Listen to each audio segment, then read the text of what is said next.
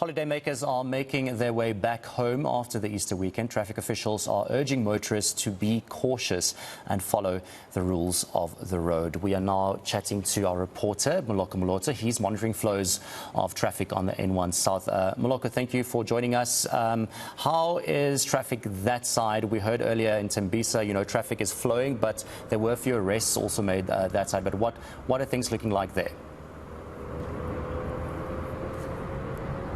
Hello, Baron. Well, the motorists are certainly returning from various destinations, and of course this province of Limpopo being the gateway into the SADC region, you would recall that it borders countries such as Zimbabwe. Other motorists traveling from as far as Malawi as well as Zambia, in their majority, they utilize this particular route. And of course, there was a church pilgrimage at the ZCC St. Agnes this weekend. My understanding is that this is the first one since the 2020 national lockdown restrictions due to COVID-19.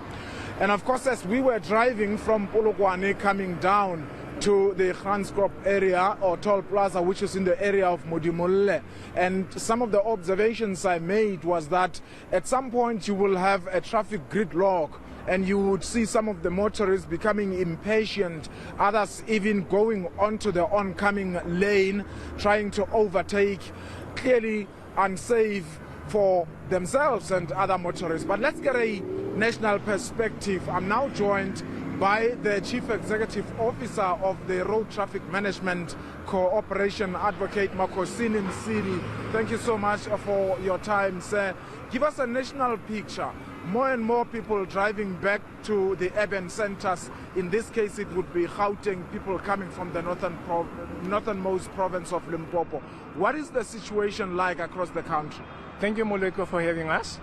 We are sitting here at Modimolle, which is commonly known as the Kranskop, the gateway. You will recall that we had a church service yesterday at St. Agnes. As early as 6 o'clock, the toll gate, the toll plaza, was registering 1.8 motorists coming through to Joburg. We're sitting now at 2.3, and we're very fastidious about focusing into this area, because some 4 kilometers away from the toll gate, motorists were becoming very impatient, making a 4-way lane. So we had to deploy a number of our traffic officers to take them back into the lane.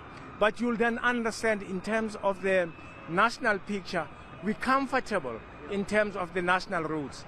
Our main concern in terms of the fatalities this year, it's within the built-up areas. As we're speaking, 46% of our fatalities that we'll be announcing are from the pedestrians, those that were jaywalking and those that were drinking. And it is a clarion call that we are now making to everybody in South Africa, because road safety is everybody's business. That even if you have a drink, please do so at the comfort at your house.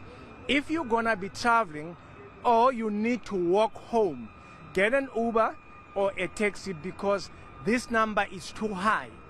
And I guess that is something that you really do not have much control of, because these are people who decide to walk on their own. But what is the factor? What are the factors? Because you will have motorists who are traveling on a particular road knowing the speed limits. To your knowledge, is the problem people walking, or is it motorists perhaps not adhering to the speed limit that result in the killing of pedestrians? The problem is bigger than that. It's our urban planning. We need to be dealing with the urban planning, because most of the people will see them staying on the other side of the road when they actually need the services on the other side of the road. And the guesstimation of the velocity of the vehicle, it's always wrong. And they anticipate that this car might be traveling at 40 when the car is traveling at 60. And at that time, remember, your vision is impaired. Your judgment is impaired. At that point, we're bound to have these fatalities. I see here at the Kranskop Toll Plaza For the traffic that is coming from the north going to the south, they have decided to open the toll gates. They are not paying, at least for now. I was told earlier that actually that happened, I think, 8 times since this morning. What is the situation in other areas, like say the N3 towards KZN, the traffic volumes there, and also the problematic issues that you come across as you monitor this? Normally when we do 1,200 vehicles at a time, we always talk to the toll concessionaires to say, can we have a latitude, allow them to go through so that we avoid the congestion, because if they congest here, when they move away from the toll gate, they speed, and then we're going to get some accidents. So that's at every time. If you are so lucky, you'll be amongst the group that will be allowed to go through once we hit 1,002.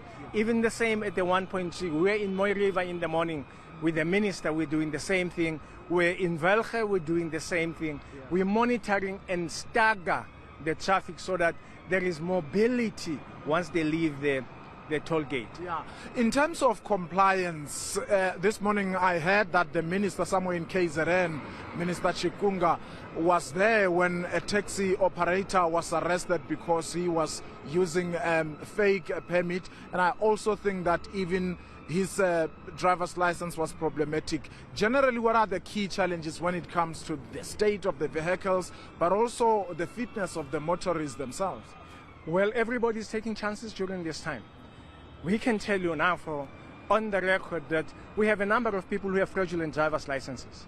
We have a number of taxis that are unroadworthy and taxis who have fraudulent documents in terms of their licenses that are supposed to be dealing. In fact, what we have also discovered, we have fraudulent discs that people are not. One of the taxis that we picked on, I think there are less than 10, last paid their disc in 2017, but they are on our roads. They have not gone for the roadworthy, and the drivers are not licensed themselves too. They don't have the PRDP. So the sporadic pulling of those vehicles assist us so immensely.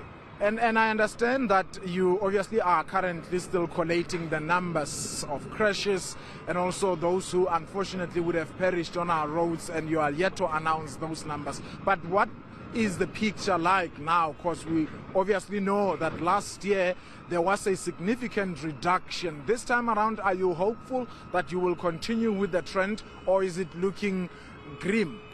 We're decisive that we want to reduce the numbers and the fatalities. We are on that trajectory.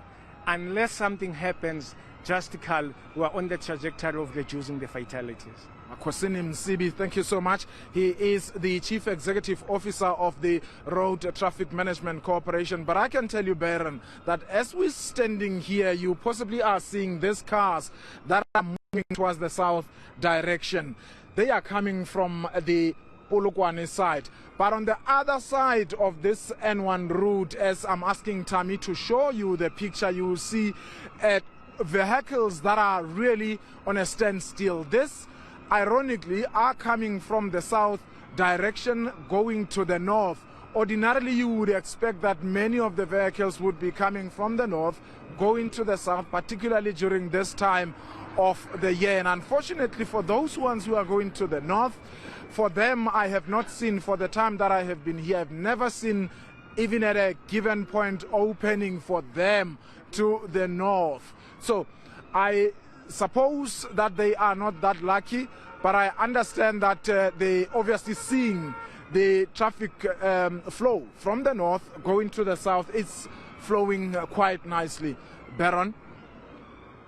Moloko, for that update, it does seem like traffic is definitely bulking up there, that side where you are, Kranskop in Polokwane. Thank you, Moloto Moloko, out there. We will be keeping you updated throughout the show on the South African roads, or how traffic is flowing on the roads across the country. Official